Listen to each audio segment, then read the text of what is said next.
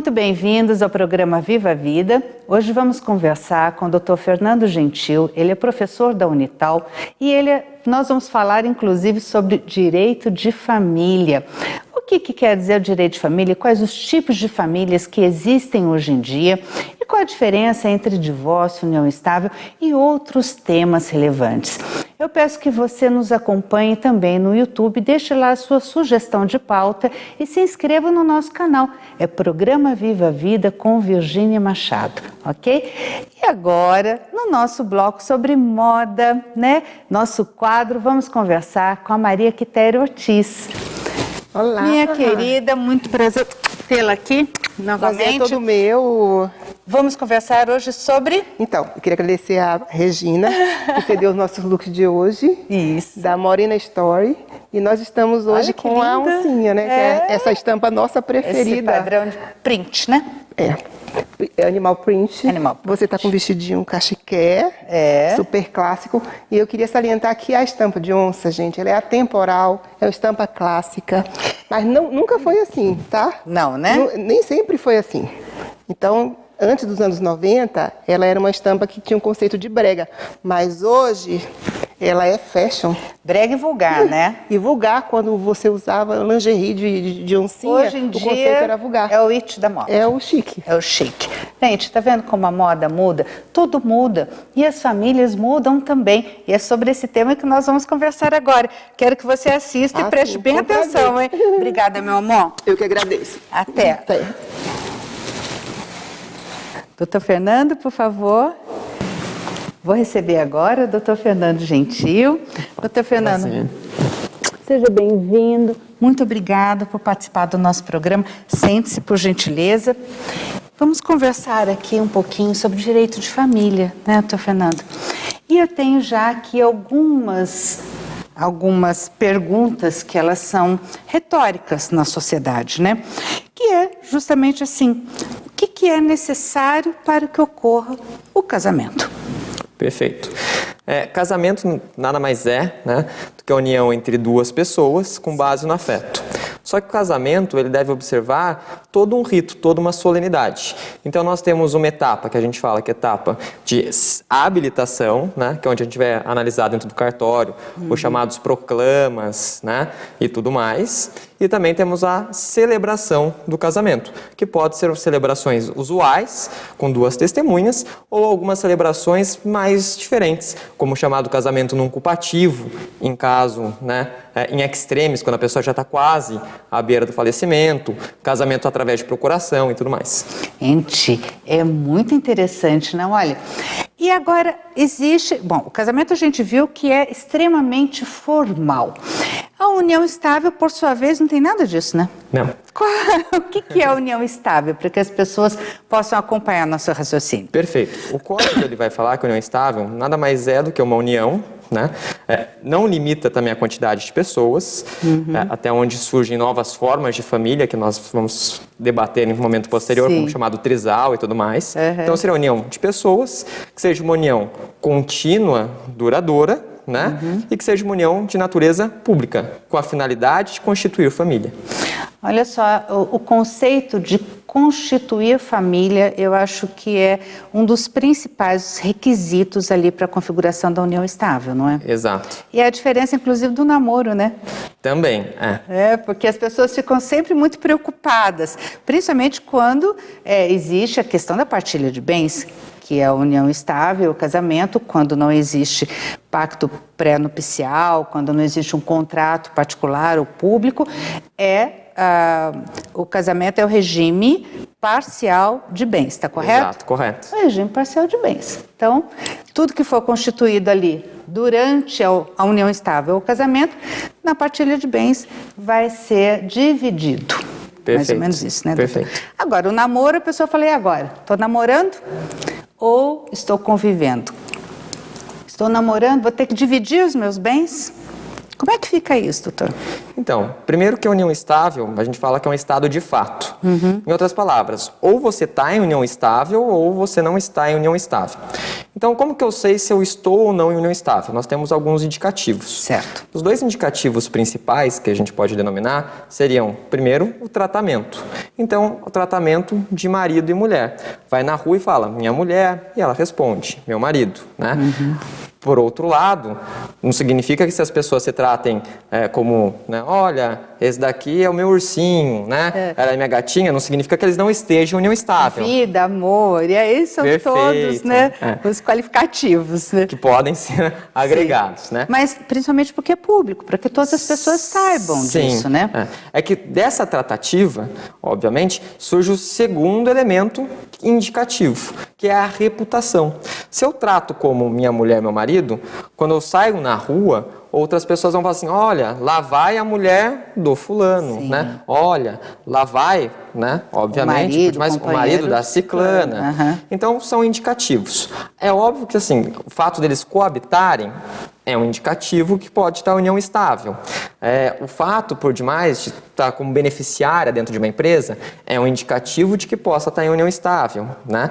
Mas a pergunta é, quando a gente fala desse prazo, a união é estável? Como que eu sei se essa união ela é estável? Tem um prazo para tanto? No Código 16, a gente tinha o prazo de 5 anos. Esse prazo não existe mais, né? Então, em outras palavras, eu posso estar num relacionamento há 15 anos e estar num namoro. Como eu posso, por outro lado, estar num relacionamento há um mês e meio e já estar no meu estável? Em razão disso, como união estável, nós temos justamente esse regime de bens, que é o regime da comunhão parcial de bens. Algumas pessoas, para salvaguardar o seu patrimônio, ou seja, para evitar essa comunicação dos bens, começaram, né, a realizar o chamado contrato de namoro. Então, esse contrato de namoro é um contrato realizado, na verdade, com a finalidade de se furtar dessa comunicação dos bens. E dá certo? Os tribunais, eles reconhecem? Então, como a gente fala... Porque tem que ver se, inclusive, isso que é legal, lógico, mas é reconhecido? Vale a pena? Então, na verdade, não vale tanto a pena. E explico por quê. Porque a união estável é um estado de fato. Em outras palavras, os tribunais, o judiciário, ele valorando esses elementos, ele valorando a existência da união estável, ainda que a pessoa tenha um contrato de namoro, esse contrato de namoro, se não corresponder com a realidade, o namoro, ele não vai valer para praticamente nada, né? Olha, para encerrar assim de forma bem objetiva, quais os deveres da união estável e do casamento? Perfeito, né? O casamento, ele tem alguns deveres do matrimônio. Eles são trazidos no artigo 1566, como fidelidade, né? Como por demais a ideia da coabitação e ainda mútua assistência, né? Sustento, guarda e educação e o dever de respeito. 2 desses deveres são bem distintos da união estável. O primeiro é o dever de fidelidade recíproca. Por quê? Porque o casamento ele foi pensado para 2 pessoas.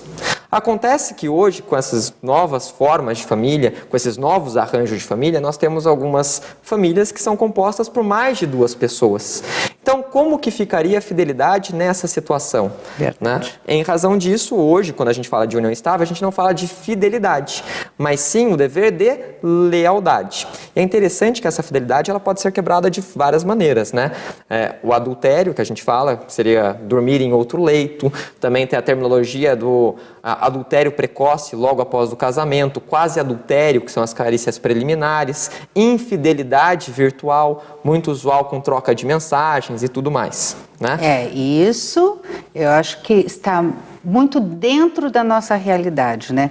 Tem até um post no Facebook que o marido chega e pega a mulher na cama com o Face, né? Aquela figurinha do Facebook, né? Ô, amor, você chegou? Sabe? Exatamente. Então, a gente tem que vamos conversar mais sobre isso e sobre os tipos de família que hoje existem no próximo bloco. Não sai daí porque essa notícia, olha, ela é picante.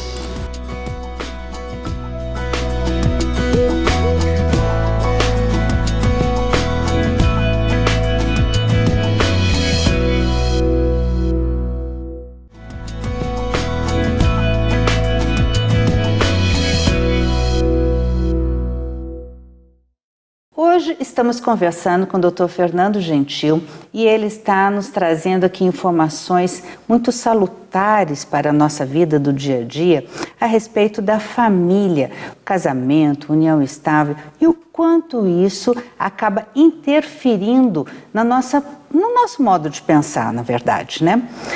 Doutor Fernando, nós estávamos conversando aqui sobre famílias, né? E eu queria saber quais as novas formas de família existentes, porque é incrível, a gente acha que na verdade, pai, mãe, um filho, 2 filhos, 3 filhos, né? Quando isso mudou? É interessante falar que a nossa Constituição, no artigo 1º, inciso 5º, ela traz como um dos fundamentos, né, da nossa Bíblia política, seria justamente a ideia do pluralismo político, né? Em outras palavras, o direito de família, ele abraça esse pluralismo. Então, hoje a gente fala do princípio da pluralidade familiar. A nossa Constituição, por exemplo, ela traz 3 formas de família, tão só. Ela vai falar da família casamentária, aquela oriunda do casamento, né? Temos a família convivencial, que nós trabalhamos anteriormente, união estável. Certo. E temos ainda a família monoparental. O que é monoparental? É aquela composta por um dos pais e os seus filhos. Entretanto, como o nosso direito de família ele é baseado no afeto hoje e no amor, então começaram a surgir diversos arranjos, ou seja, novas formatações de família, que ainda que não estejam na nossa Constituição, são obviamente possíveis. Exemplo, família anaparental. O que é a família anaparental? É aquela família sem a existência dos pais. Então, nessa proposta, a gente pode falar aquela família composta por avó, né, e os seus netos. Que é muito comum hoje em dia, né? Muito comum. Sim, tio e sobrinho, ou só entre irmãos, né, já que perderam os pais. Então, isso seria uma família anaparental. Temos ainda a família que a gente pode trazer, que é o trisal, que é aquela oriunda de um poliamor, né? Onde podemos até citar aí Dona Flor e seus 2 maridos, que seja, né? Um dos maridos estava falecido. Moderno o negócio, mas olha, você vê que essa história aí já é antiga, esse filme é antigo. É antigo, é. Já existia, que hoje está mais formalizado, digamos assim, mais aceito, né? Isso. Então, temos o trisal. Temos hoje também uma família chamada de família mosaico. O que é essa família mosaico? Né? Recomposta, reconstituída. É aquela família oriunda de diversos arranjos familiares. Então, por exemplo, eu sou casado, tenho 2 filhos. Encontro uma mulher que era casada e tinha 2 filhos. Ela se separou, eu me separei, nós nos unimos, né? E temos outros 2 filhos. Ou seja, meus filhos, seus filhos, nossos filhos. Exato, tem até um filme do Steve Martin, já que a gente trabalhou de filme, que chama Os Meus e os Seus e os Nossos. Isso seria uma família mosaico. E mesmo assim, continuam surgindo novas formatações de família.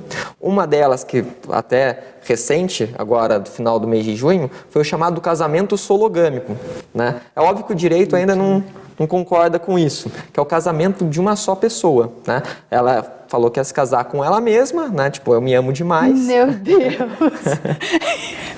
Isso é o máximo do egocentrismo, não é? Exato. E ela se casou com ela mesma. Óbvio que para o direito esse casamento não teria eficácia, porque como nós pontuamos no bloco anterior, para que haja o casamento tem que ser uma união de 2 pessoas, solenidade. Como que ficaria o regime de bens? Tudo bem, comunhão universal, né? Mas... a polifamília também, né? Exato. A polifamília, não sei se vocês sabem, mas seria várias pessoas casadas. Sim, sim. Não é isso, doutor? Exato. Então, tem de tudo, né? Agora, e o que seria a família eudemonista? É assim que fala? Eudemonista, perfeito. É que eudemonistas é um movimento que a gente pode falar da filosofia, onde as pessoas elas buscam justamente a proposta da felicidade. Então, a família eudemonista são as novas formas de família existentes no nosso Código Civil, porque são as famílias mais preocupadas com a felicidade dos membros que a compõem.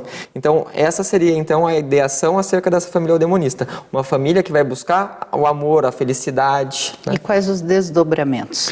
Inúmeros desdobramentos. Por exemplo, né, hoje o nosso STJ já franqueou a guarda de animais. né? Por quê? Porque eles entenderam que na psicologia, algumas pessoas têm tanto afeto, mas tanto afeto, que essa proposta de felicidade, de afeto, de amor pelos seus animais, que é como se eles fossem membros da família. Então vamos supor que eu fosse casado e só tivesse um animal, um cachorro. Eu me separo. Poxa, mas aquele cachorro, né, era tudo para mim, é como se fosse meu filho. Com quem que vai ficar a guarda? Tem prestação alimentícia?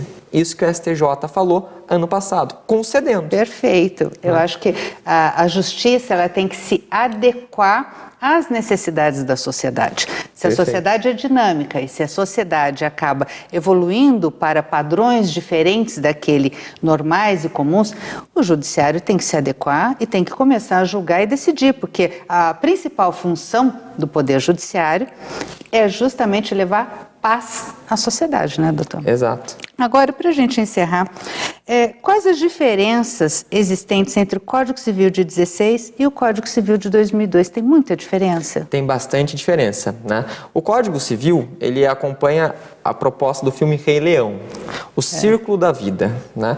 Os direitos surgem com o nascimento com vida. Depois de uma certa etapa, nós notamos que nós não temos só direitos, mas também deveres, direito das obrigações. Essas obrigações devem ser materializadas, contratos em regra natureza patrimonial. Entretanto, temos contratos afetivos, que é o casamento, que nós estamos debatendo. E depois o casamento, a morte. Então, no Código 16, o casamento era uma proposta de vida. A gente falava que era um círculo natural, né? Então, a finalidade do casamento era a procriação. Só tinham direito os filhos genéticos e tidos dentro do casamento. Sim. Por isso que surgiam aquelas terminologias que a gente falava discriminatórias, né? Então, por exemplo, filho legítimo, filho bastardo, né? Filho adulterino e tudo mais. Tem gente que ainda pensa que isso existe, hein? Não existe mais. Sim, é bom deixar bem explicadinho. Exato. Isso era no Código de 16, né? 1916, até porque a gente já passou, né? A sociedade daquela época exigia isso, Exato. Né? E o homem mandava no lar. Então, a família era uma família hierarquizada, né? Tínhamos o Instituto do Pátrio, o homem, poder. E hoje? Hoje tudo isso mudou. Até como você acabou de comentar, se a sociedade ela evolui, o direito também tem que evoluir. Por quê? Porque se o direito não evolui junto com a sociedade, ele começa a se tornar desacreditado. Sim. Né? Em outras palavras, hoje, com a base nesse afeto, nesse amor que a família é eudemonista, começamos a admitir, por exemplo, casamento em relações homoafetivas. Então, a percepção que era antes considerada natural se torna uma percepção cultural. Hoje, nós falamos do princípio da igualdade, tanto entre os filhos, então acabou aquelas terminologias odiosas, filho é filho, não importa onde seja esse filho, né? E seja esse filho genético como socioafetivo, porque quem cuida e quem ama também é pai, também é mãe, né? Como também o princípio da igualdade entre homem e mulher. Então, acabou o pátrio poder e a gente começa a falar também justamente do poder familiar. Em outras palavras, hoje a mulher também pode pagar alimentos, prestação alimentícia? Pode. Hoje, a mulher ela pode passar o seu sobrenome para o marido? Pode também, né? Então, são algumas mudanças oriundas, né, do Código 16 para o Código de 2002. Perfeito. Olha, explicação melhor do que essa, sucinta, objetiva, rápida e assim que abrange todo esse conteúdo só com o doutor Fernando. Eu estou assim encantada, gente. Olha, doutor Fernando, muito obrigada. Por estar aqui conosco, tirar as nossas dúvidas. Peço a quem nos acompanha que deixe aí a sua sugestão de pauta. E se alguém quiser entrar em contato com o senhor, doutor, tem algum e-mail que possa estar indicando, levando alguma pergunta? Claro, sem problema. Qual que é? O e-mail seria, né, contato @almeidapedroso.adv.br. Perfeito. Então, se alguém tiver alguma dúvida, por favor, pode entrar em contato com o Dr. Fernando ou deixe aqui na sua sugestão de pauta, deixe aqui na sua dúvida com relação aí ao próprio YouTube. A gente costuma responder sempre e eu passo para o Dr. Fernando se o caso, tá bem? Agradeço aqui a Verso Cabeleireiros e a Unhas Brasileiras, que cuidam aqui do nosso cabelo, maquiagem, cuidam das nossas unhas. Agradeço a companhia de todos vocês e gostaria que agora vocês permanecessem conosco, porque nós vamos falar no próximo bloco sobre turismo. com a Marisélia Rodrigues. Então não percam, porque é maravilhosa essa explanação dela. Ela traz assim detalhes sobre como a sua viagem pode valer a pena e você ter aí ser muito mais feliz, tá bom? Muito obrigada, doutor. Eu que agradeço. Até a próxima. Cuidar, ó, segue aí o bloco, tá bom?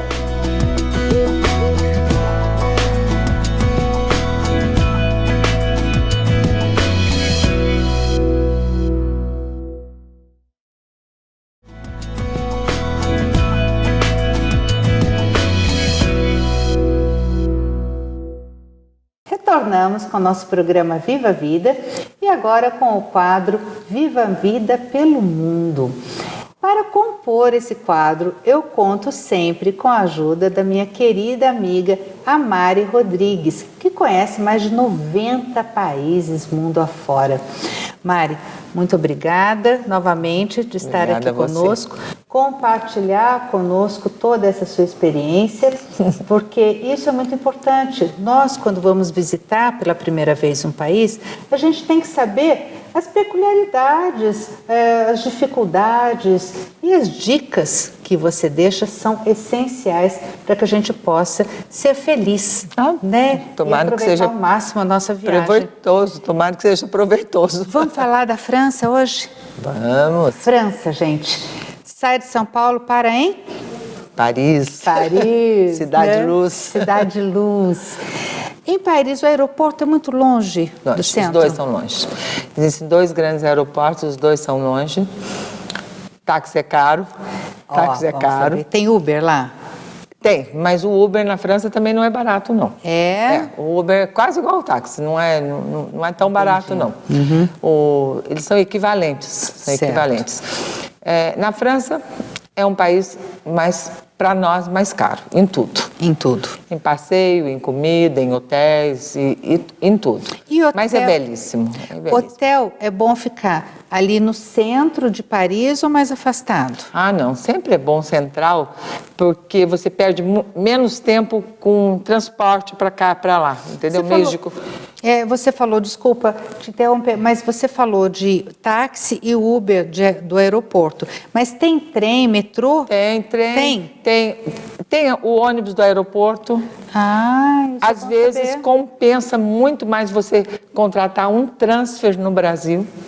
Certo. E você paga o transfer em cruzeiro, em reais, em reais. Certo. E você vai personalizado ali. E tem também transfers coletivos, que eles pegam várias pessoas no próprio aeroporto e levam nos hotéis. Nos 2 aeroportos? Nos 2 aeroportos. Tá. Geralmente é o Charles de Gaulle. Quanto custa mais ou menos?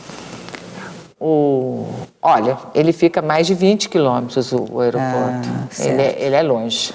Ele então é fica longe. O quê? Ele é longe. 20 fica euros, mais de 50. Ah, não. 50 euros? Não, 20 é pouco, bastante. mais de 50.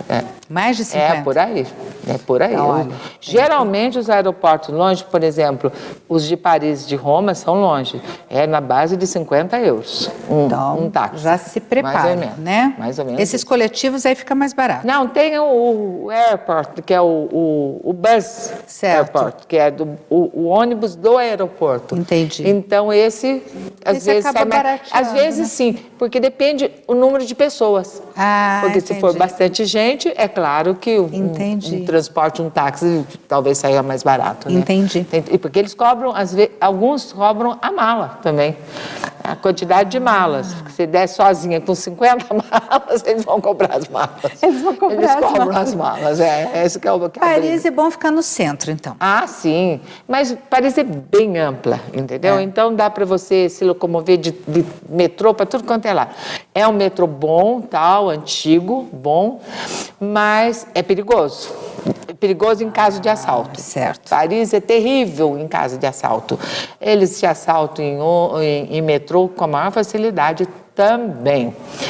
Mas os pontos principais são quase todos pagos. Paris é pouco coisa gratuita. É muito caro. Por exemplo, eu quero ir na Torre Eiffel. Né? A torre vale a pena pagar o mais caro, que é o elevador. Certo. E ao último topo. Porque você chega num lugar... Mais ou menos. Agora deve estar uns o primeiro estava 12, deve ser uns 30 euros, entendeu? Mas vale a pena ir ao último. Porque você chega num, depois você vai querer, daí sai mais caro, daí você não consegue ir, tem que descer, subir de novo, é confuso. E fila, né? Vale a pena. E compra aqui também, viu? Você compra aqui também o ingresso. Você compra tudo no Brasil e daí sai mais em conta. Você parcela, aí não precisa pegar fila também, não pega fila, você já tem o ingresso, às vezes tem horários, alguns lugares. Outro lugar é o Louvre. O Louvre também é o maior do mundo, então é bem cheio. Então não é perder tempo. Você pega o mapa do Louvre, você fala, o mais importante no Louvre é Vênus de Milos e a Mona Lisa. É a Mona Lisa. Claro que está cheio de coisa. Aí você anda, você já vai direto no caminho da Mona Lisa. Não perca tempo, porque e já dá para comprar o ingresso também antecipado. Tudo aqui. Tudo aqui, você compra tudo aqui. E a pirâmide de cristal? A pirâmide digital é em frente quase, né? Ali é tudo perto, porque Mas é o mesmo ingresso ou é outro ingresso? Não, cada um é um ingresso. Às vezes você consegue comprar combos. Entendi. Fazem ofertas aí de combos. Aí tem que ver qual museu que está incluído, entendeu? Tem umas coisas assim que você consegue fazer. Comer em Paris vale a pena comer o que a gente conhece aqui no Brasil por comida comercial. Assim, entrada, prato, sobremesa, sabe aqueles fechados? Porque é caro, é caro. Mas qualquer supermercado você se diverte com queijo, com presunto, com pães. Leva para casa. Com vinho, por 3 euros você compra um vinho francês maravilhoso. Então Verdade, compensa, tá lá, né? compensa essa parte, compensa muito. Mas é uma cidade grande, que claro que tem que ir para os pontos principais. 2 grandes lojas maravilhosas, que é a Galeria Lafayette e Printemps, são grandes, e outras mais. Tem muita boutique em Paris, muita boutique. Tem a Rua de Saint-Honoré, que são as grandes grifes dos costureiros, né? Antigamente eles vendiam, depois dos desfiles, eles tinham umas portinhas e as manequins vendiam os vestidos que elas usavam. Então, eu tive amiga que comprou vestido de noiva. Nossa, comprou vestido de noiva baratíssimo. Eu acho que na época era da Chanel até, se não me engano, foi da Chanel que ela comprou. Foi muito divertido. Compra, sabe? Você compra, elas vendiam, porque o que elas iam fazer com aquilo depois? Mari, e também tem o ônibus que é excursão, todas as grandes capitais têm, todas. Todas da Europa? Todas. Você compra o ônibus, vai descendo nos pontos de interesse, tem passe para 2 dias. Mas também é rápido, perdeu o ônibus, um abraço. Não, ônibus de passeio? Não, tem a cada 20 minutos. Você desce, passeia, fica 2 horas, por exemplo. Aí você pode pegar você volta no mesmo ônibus. ponto, fica lá esperando, passa outro. De 20 minutos está passando. Vai beleza, com o mesmo ingresso. Horário, com o mesmo ingresso. Entendi. Tem um certo horário, alguns deles, entendeu? E é muito Alguns param caro? às 8, os outros. Estava na base acho que de 35 euros, 40 euros. Eu acho que vale a pena. Vale para 2 dias, você falou. Não, esse é para um dia. Esse para um dia. Para 2 dias vale mais porque tem mais desconto, entendeu? Imagino que sim. Né? Aí você vai, porque é bastante, igual tem em Valitê, daí você vai em Montparnasse, vai em Montmartre, tem os castelos. Porque é lindo, a Sacré-Cœur é maravilhosa aquela basílica. Não só a igreja em si, mas eu digo os arredores ali, que são os grandes. É um bairro meio boêmio, é bem interessante. E a vida noturna também vale a pena, né, Mari? Os Lido, são casas, Moulin Rouge, então são casas muito bonitas de show. Não pode deixar de conhecer. E agora tem que ver a Notre Dame destruída. Nossa, é verdade, que agora virou ponto turístico, Notre Dame caiu mesmo. Mari, e o passeio no Rio.